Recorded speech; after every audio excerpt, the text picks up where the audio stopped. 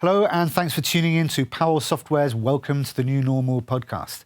Powell Software develops digital workplace solutions that improve the employee experience, helping companies write their own future of work by leveraging the talent of their entire workforce.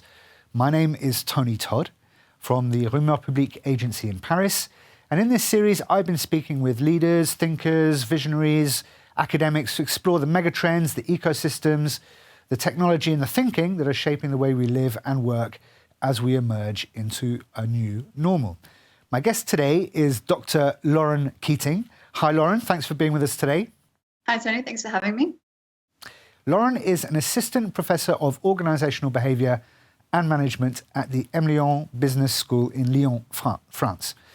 Now, her research focuses on mindsets, other implicit beliefs, and we're going to hear more about them today, leadership and career development, as well as stress, motivation and expertise. And she's published in a range of journals, including the Journal of Management, the Journal of Vocational Behaviour, the Leadership Quarterly and the Harvard Business Review. Now, Lauren, I mentioned just now that one of the things that you focus on is mindsets. Right. What is a mindset? Can you explain that to us? A mindset is your implicit belief about something or even about people. So you might have a mindset of intelligence where you perceive intelligence to be fixed, that it can't really be changed, or you might perceive it to be something that's malleable, holding a growth mindset. So you think that you can change your intelligence over the course of your life. And these beliefs, whether you're aware of them or not, could impact you then how you face certain challenges and setbacks in your life. Or you could have mindsets about the extent to which other people can change. And if you are less likely to believe that they can change, then that can affect your willingness to invest in them or interact with others. So there are assumptions or beliefs that you hold that you're not necessarily aware of that can impact you in your daily life. And these assumptions can be about how well you perform or about the nature of stress, for example. Whether stress is a good thing or a bad thing, whether you suffer from it or whether it drives you? Exactly. So in almost the past 10 years, researchers around the world, starting with Crum and her colleagues, have looked at specifically mindsets about stress. And there are two prototypical mindsets. So there is a stress as debilitating mindset. So this belief that stress is inherently debilitating and will overwhelm or cripple you. Or a stress is enhancing mindset that encompasses the belief that stress can be enhancing, that it can be leveraged for your learning and productivity. What's the relationship between these mindsets and the stress that we experience in our daily working lives? I mean, if we could look at an example that during the pandemic, people working from home, they were working to the same sort of management rules and calendars, and being alone, being isolated is incredibly stressful.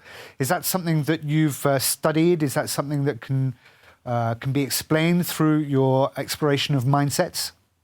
Yeah, so what we see is that a stress mindset is not going to affect whether a stressor is good or bad, right? So a pandemic, for instance, could be perceived by many people as this objectively negative stressor.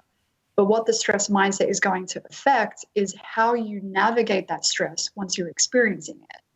So what we see from research is that the extent to which you hold more of an enhancing mindset, you're going to experience fewer symptoms of anxiety and depression. You're going to ruminate less.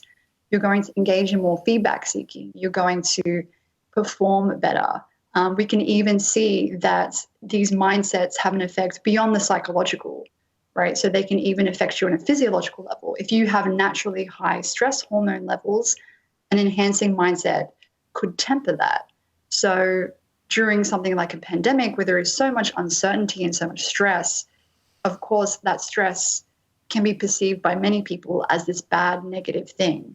But what you do with that stress and whether you harness it in an effective way will depend on the extent to which you believe that stress is enhancing. How would I go about changing my mindset so that I can harness my stress and be happier in my work and more productive? How would I go about doing that?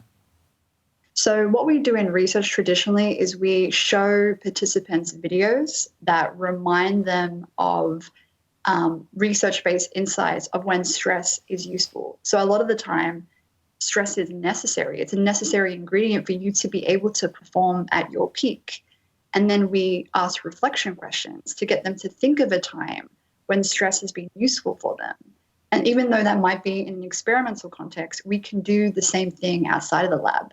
We can have more conversations around when has stress been good for you. You know, if you're alive and you care about stuff, you're going to be stressed. So how can we stop and think back to moments where stress was useful, where we could leverage it, usually for something that we cared about, for something that we now look back on, which is an accomplishment for us, and think about how we used stress.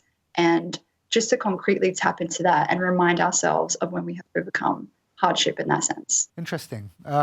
If I was a manager, for example, and I wanted to talk to my team and about changing their mindset so they could harness stress. I mean, that might the initial reaction might be, "Oh my God, he wants us to be stressed." But can I show them that a certain amount of stress, a certain amount of I don't know, I'm not a scientist, but a certain amount of adrenaline in the working routine we can feel happier, we can feel more motivated, more part of a team, more productive. Is that how it works? Yeah, you're exactly right. So, of course, you don't want to burden your employees. And if they're working in a very stressful environment where they're feeling, not very supported, then just telling them, remember a time when stress has been good. It's not going to work. It's not sustainable. So first, creating that environment where employees have the space and scope to actually hear these conversations and apply them, where you have created boundaries for employees to recover from their daily stresses and then work to have these conversations, that would be more beneficial. And also reminding employees, it's not that we want you to be more stressed. It's just the fact that stress is ever present. You're going to experience it on a routine basis. So it's more about having a conversation of when that happens, pause for a moment before you allow the stress to kind of overwhelm you and think of, one, you're stressed because you probably care about this, and that is a good thing. And then also what good might come out of it? Like, how can this stress be used as fuel in a sense, right? How might it help you to think of more effective strategies or feedback that you can gauge from other people? So first, it's about having the right support and infrastructure around your employees and giving them time to recover from work every single day, having those boundaries, because they're more likely then to take you seriously as a leader when you're talking about things like, how do we navigate stress in a more functional way? Okay, so if I link a previous success in my life to the stress that I felt at the time, that is the kind of mindset that I need to channel in order to be successful again in the future. I should think back to previous successes and channel the energies and the stress that I put into achieving that success in order to build for the future. Exactly. It's about taking a moment to step back and think, hang on a second, I have succeeded through hardship, through some kind of challenge. It is possible for me to be stressed and still come out of this having a positive, possibly even really rewarding experience. It's not that you're going to have an enhancing mindset and then suddenly see the world through rose-colored glasses, right? I'm not saying that all stress is good. That's not what the message is.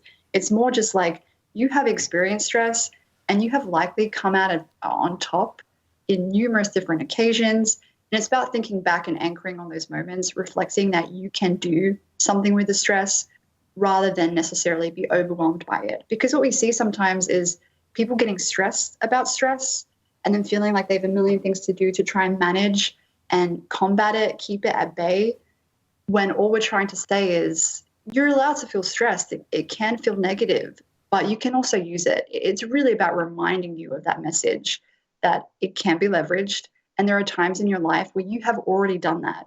So let's see how we can do that again. We hear a lot about, in the changing work environment, about agility, flexibility, adaptability. Right.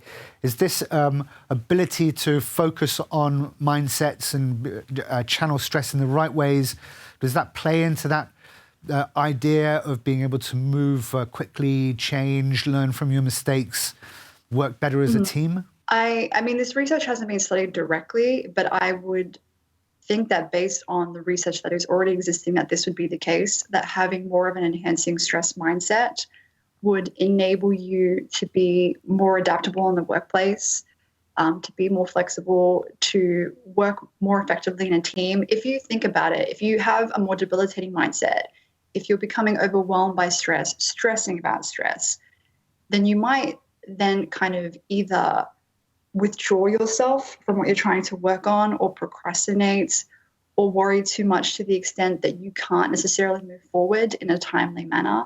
And that could have an effect on then how you implement new changes in the workplace or how you work with other people. Because now you're not only having to manage a task, but also manage your own stress. And so what we might see is that with a more enhancing stress mindset, it might just give you a bit more breathing room to kind of think, yes, this might be stressful, but I and with the team can work through this. Brilliant.